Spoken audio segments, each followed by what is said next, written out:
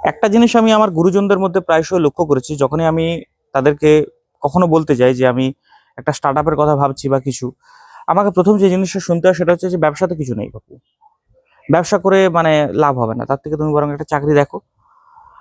যে জিনিসটা আমি বুঝে উঠতে পারতাম না সেটা হচ্ছে যে ব্যবসার প্রতি এত বিমুখতা কিসের জন্য, মানে আমাদের যে পূর্ববর্তী জেনারেশনরা রয়েছে তারা কোথাও না কোথাও ব্যবসাকে এত ভয় পায় কেন? মানে কোনো তো একটা কারণ থাকবে। যে জিনিসটা তোমাকে ফাইন্যান্সিয়াল স্টেবিলিটি দিচ্ছে, যে জিনিসটা তোমাকে একটা কঠোর চারিত্রিক কাঠিন্য এনে দিচ্ছে, যে জিনিসটা তোমাকে দিনের শেষে তোমার মেন্টাল রিজনিং পাওয়ারটাকে বাড়িয়ে দিচ্ছে এবং টোটালি ফাইন্যান্সিয়াল ফ্রিডম দিচ্ছে, তোমাকে টোটাল স্বাধীন চেতাও বানাচ্ছে, তোমাকে দিনের শেষে কারোর কাছে জবাবদিহি করতে হবে না, তাহলে এমন একটা সুন্দর কাজ যেটা, সেই কাজটার প্রতি কোথাও না কোথাও আমাদের গুরুজনদের এত অনীহা কেন? তোমাকে করতে দিতে আটকাতে চায় কেন? কেন বলে যে না, ব্যবসা একান্ত নিরুপায় তুমি যদি না হও বাবু তাহলে তুমি ব্যবসা করতে যেও না, কেন তুমি উদ্যোগপতি হতে যাবে? তুমি তুমি 10টা 5টা চাকরি করো। অথচ তুমি যদি দেখো তো ব্যবসার 4টে মোট ধাপ রয়েছে। এক হচ্ছে জমি বা ল্যান্ড, দ্বিতীয়টা হচ্ছে তোমার লেবার বা শ্রমিক বা শ্রম, যেটা আমরা সাধারণত হব এমপ্লয়ি যারা, তারা, এবং তাদেরকে স্যালারি পেতে হয়। থার্ড তুমি পাবে ক্যাপিটালিস্ট, যারা তোমাকে পুঁজি দেবে ব্যবসাটা করার জন্য এবং তাদেরকে ইন্টারেস্ট দেওয়া হবে। এবং ফোর্থে থাকছো তুমি, তুমি একদম অ্যাপেক্স হাইয়েস্ট টায়ারে তুমি থাকছো, রাইট? সর্বোচ্চ জায়গাতে তুমি পাচ্ছ পুরো প্রফিটটা, ম্যাক্সিমাম প্রফিট তুমি, কারণ রিস্ক তুমি নিচ্ছ, ঠিক? তাহলে একজন এন্টারপ্রেনারশিপকে, একজন উদ্যোগপতিকে, যে এন্টারপ্রাইজটাকে কন্ট্রোল করছে, এরকম একটা কাজ যেটা, সেটার উপরে কোথাও না কোথাও তুমি লক্ষ্য করবে যে আমাদের গুরুজনদের মধ্যে একটা অনীহা আছে। তারা চায় না, তারা বলে যে তুমি একদম মানে পুরো 4টে যে রয়েছে তার একদম দ্বিতীয় স্তরে থাকো, এমপ্লয়ি হিসাবে থাকো, তুমি শ্রমিক হিসাবে থাকো, ঠিক আছে? শ্রমিক মানে যে শুধুমাত্র কায়িক শ্রম দেয় তা নয়, যে একজন কেরানি অফিস ক্লার্ক সেও একজন শ্রমিক, যে একজন গিগ ওয়ার্কার জোম্যাটোতে কাজ করছে সেও একজন শ্রমিক, ঠিক আছে? লেবার বলতে পুরো ক্লাসটাকে, ওয়ার্কিং ক্লাসটাকে বোঝানো হচ্ছে, যারা কাজ করছে, সেটা মেন্টাল কাজ হতে পারে, সেটা ফিজিক্যাল কাজ হতে পারে, কিছু যায় আসে না, কিন্তু তুমি তাদের মধ্যে থাকো। এবারে কিছু ক্ষেত্রে তুমি সেটাকে মেনে নিতে পারো যখন সেটা সরকারি চাকরি হিসাবে থাকে, কিন্তু যখন সেটা সরকারি চাকরি নয়, যখন তুমি একটা প্রাইভেট ফার্মে চাকরি করছো, তখন তুমি হিসাব করে দেখো যে একজন প্রাইভেট ফার্মে গিয়ে প্রথম তোমাকে যে প্রতিকূল পরিস্থিতিটার মুখোমুখি হতে হবে সেটা হচ্ছে যে তোমার মাথার উপর একজন আছে, সে তোমাকে একটা নির্ধারিত টার্গেট দেবে এবং বেশিরভাগ সময় সেই টার্গেটটা বিয়ন্ড তোমার মানে ফুলফিল করার মধ্যে থাকবে, তুমি ওটাকে ফুলফিল করতে পারবে না, রাইট? এবং তার জন্য তোমাকে অহেতুক কথা শুনতে হবে, এক। দ্বিতীয়ত তোমার বেতনের খুবই কম হবে, লোয়ারই হবে, ঠিক আছে? তাহলে ফাইন্যান্সিয়াল স্টেবিলিটিও তুমি খুব একটা পাবে তা কিন্তু নয়, তুমি জীবনটা অন্যের জন্য উৎসর্গ করে দেবে। চাকরি কোথাও না কোথাও তোমাকে অন্যের জন্য উৎসর্গ করা। চাকরির আরেকটা জিনিস তুমি লক্ষ্য করবে যে সেটা হচ্ছে পুরো বাঁধাগতের জীবন।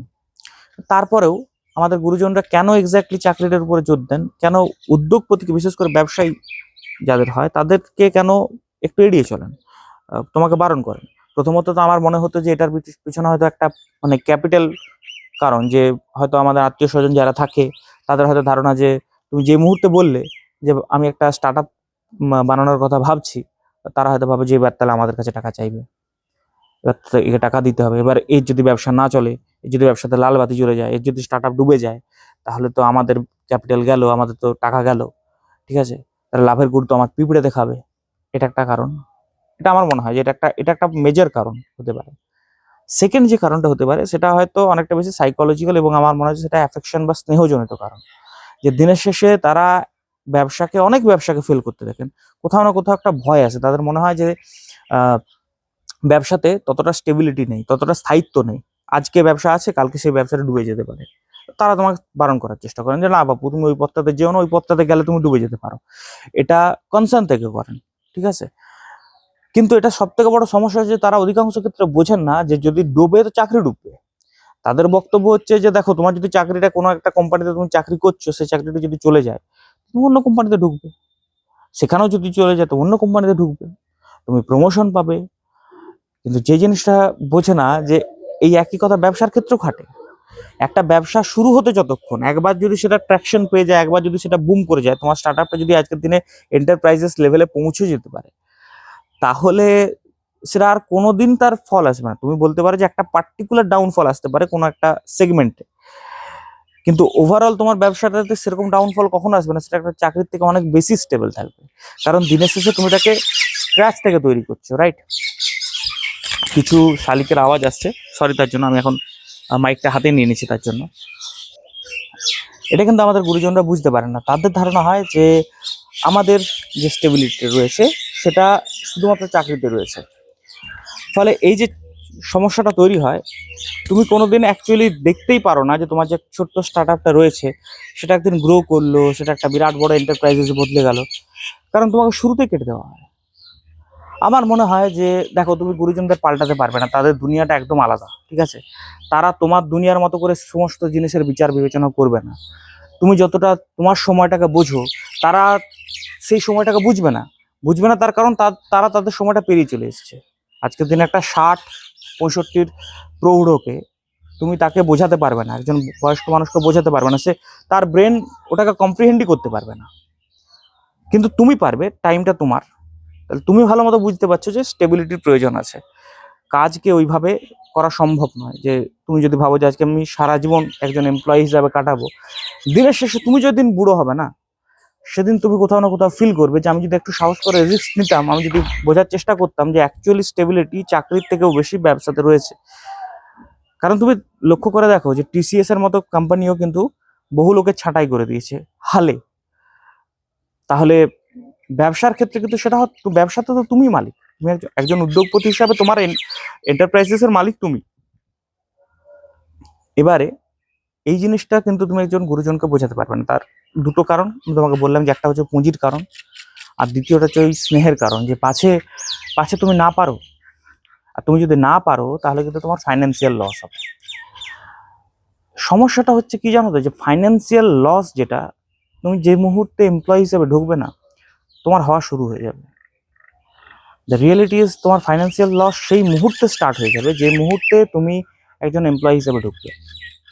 কিন্তু হিসাব করে দেখো যে তোমার মধ্যে, তুমি ধরো আজকের দিনে একটা কোম্পানির জন্য 10 থেকে 12 ঘন্টা খাটছো। এই 12 ঘন্টা তুমি যদি নিজের স্টার্ট আপকে দাও, তাহলে তুমি যে পরিমাণ আর্ন করতে পারবে, এবং এটা লটারি তো নয়, এটা তো একটা ট্রানজাকশন বেসিসে চলে। লটারি হলে ভাগ্যের খেলা, ব্যবসাতে কিন্তু ভাগ্যের খেলা নয়।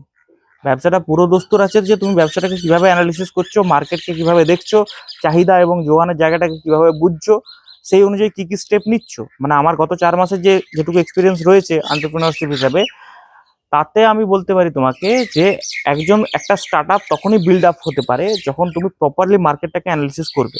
এবং যেহেতু আমার মধ্যে মোটামুটিভাবে বিজনেস অ্যানালিসিস করার একটা দক্ষতা রয়েছে, ফলে আমার পক্ষে এটা তুলনামূলকভাবে সহজ হয় বোঝা। যে কোনো একটা বিজনেসকে আমি যখনই দেখি, আমি সেই বিজনেসের মধ্যে মোটামুটি ভাবে বুঝতে পারি যে তার গ্রো হওয়ার কারণ কি, তার মধ্যে কোনো ধরনের কোনো স্ট্যাগনেশন এসছে কিনা, সেটা ডাউনফল কেন চলছে, কিভাবে তাকে টেনে তোলা যেতে পারে, বা তার লাল বাতি জ্বলে যাবে কিনা, অর্থাৎ সে ব্যবসা বন্ধ হয়ে যাবে কিনা, ডুম হয়ে যাবে কিনা, সেটা মোটামুটি আমি লক্ষ্য করে দেখেছি যে আমার বোঝার ক্ষমতা আছে। ফলে তুমি বলতে পারো যে একজন বিজনেস অ্যানালিস্ট হওয়ার মতো যোগ্যতা আমার আছে। এবং এই সূত্রে আমি তোমাকে বলতে পারি যে একটা ব্যবসা কিন্তু, বা একটা ছোট্ট স্টার্ট আপ, ঠিক আছে, সেটা কিন্তু কখনোই কোনো দিক থেকেই লটারি ভাগ্যের জায়গা কিন্তু নয়। সেটা পুরোপুরি দাঁড়িয়ে আছে তোমার কর্মদক্ষতার উপরে, এটকে ক্যাপচার করার তোমার যে ক্ষমতা তার উপরে, ঠিক আছে? দুটোই রয়েছে, দুটোই প্রয়োজন আছে। তুমি চাইলেই কিন্তু সেটা সম্ভব নয়, কিন্তু তুমি যদি চেষ্টা করো তো তোমার পক্ষে সেটা করা সম্ভব। চেষ্টাটা তোমাকে করতে হবে। আজকের দিনে তোমার গুরুজনরা যাই বলুক, আমার মনে হয় যে একটা বিরাট বড় ব্লেসিং হচ্ছে অনলাইন ফিল্ড। অনলাইনে ড্রপ শিপিং থেকে শুরু করে সোশ্যাল মিডিয়া, বিভিন্ন ধরনের তোমার কাছে অপরচুনিটিস আছে ছোট্ট ছোট্ট, মানে স্টার্ট আপ বিল্ড আপ করা। একটা স্টার্ট আপ বিল্ড আপ করো, একটা সাইড বিজনেস বিল্ড আপ করো, দেখো সেটাকে তুমি বাড়াতে পারছো কিনা। যদি তুমি সেটাকে বাড়াতে পারো, সেটাতে খুব বেশি ক্যাপিটালের প্রয়োজন হয় না, তার জন্য তোমাকে দুনিয়াকে বলার কিন্তু কোনো প্রয়োজন নেই। কিন্তু তার যে প্রফিট রেশিওটা থাকে, ইনভেস্টমেন্ট টু প্রফিট রেশিও, অর্থাৎ লাভের হার যেটা, সেটা অনেক বেশি হয়, হিউজ অ্যামাউন্টের হয় ওয়ান্স সেটা যদি গ্রো হয়ে যায়। তো তার কারণ হচ্ছে বর্ডারলেস বিজনেস।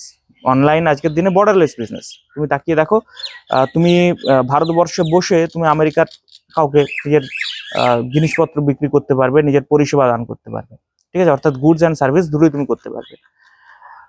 তুমি ভারতবর্ষে বসে হয়তো তুমি বাংলার বুকে বসে তুমি গুজরাটের কাউকেও কিন্তু একই রকম ভাবে সার্ভিস দিতে পারবে। তো কোনো বর্ডার নেই, কোনো সীমা নেই, তুমি একটা গ্লোবাল মার্কেটকে তুমি ক্যাপচার করতে পারবে। That's the blessings of internet, যেটা আমার আজকের দিনে মনে হয়। তো এবং এই পুরোটাকে অ্যাক্সেস করার জন্য তোমার খুব মিনিমাম অ্যামাউন্ট লাগে, ক্যাপিটাল হিসাবে। বেশিরভাগ ক্ষেত্রে ইন্টারনেট লাগে, হয়তো একটা কম্পিউটার লাগে, এবং হয়তো কিছু স্কিল লাগে স্পেশাল।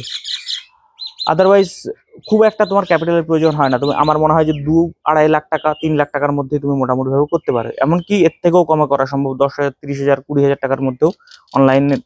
তবে সেক্ষেত্রে তুমি সেমি অনলাইন করতে পারবে না। মানে সেমি অনলাইন মানে হচ্ছে যে তোমার ফিজিক্যাল বিজনেসও থাকবে, তোমার যে স্টার্ট আপটা হবে সেই স্টার্ট আপটা দুটো ভাবে চলবে, ফিজিক্যালেও চলবে এবং তোমার চলবে অনলাইনেও। তুমি যদি প্রপার অনলাইনে চলে যাও, পুরো দস্তুর অনলাইন বেসড হয়ে যাও, তাহলে সেক্ষেত্রে তোমার ক্যাপিটাল ইনভেস্টমেন্ট খুব কম হয়ে যাবে। মেইনলি তোমার টাইম ইনভেস্টমেন্ট হবে, তোমার থটস ইনভেস্টমেন্ট হবে, বা তোমার স্কিল ইনভেস্টমেন্ট হবে। বাট বা তুমি যদি ড্রপ শিপিং করো ধরো, তাহলে তোমাকে সেক্ষেত্রে হয়তো মার্কেটিং এর উপর একটু জোর দিতে হবে। বিভিন্ন ধরনের ব্যবসা আছে অনলাইনে, আজকের দিনে ব্যবসা তো কম নেই, প্রচুর ব্যবসা আছে, একটা বিরাট বড় মার্কেট। সবাই সেই ব্যবসাতে চলছে। তুমি একটা গ্রাফিক ডিজাইনিং এর ব্যবসাও করতে পারো।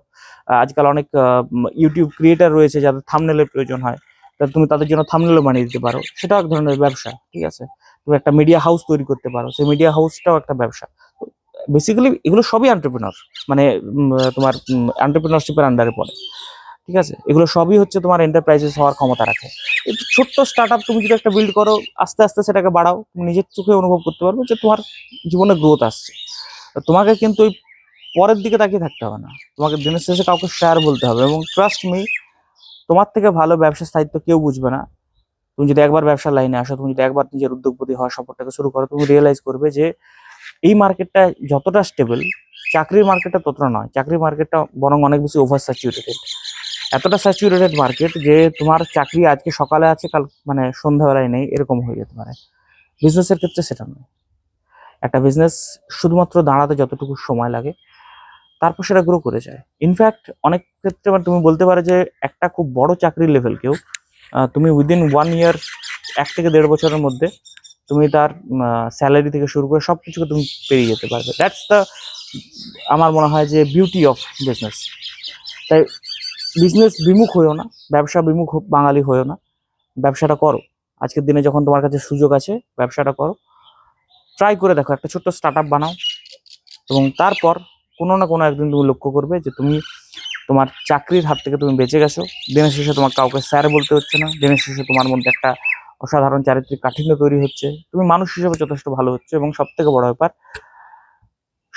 ব্যাপার তুমি সুখী থাকছো, তুমি হ্যাপি থাকছো। আমি আমার গত 3-4 মাসের যে এন্টারপ্রেনারশিপ জার্নিটা রয়েছে, তার ভিত্তিতে তোমাকে বলতে পারি এর থেকে সুন্দর জীবন হয় না। দেখা হবে পরের ভিডিওতে।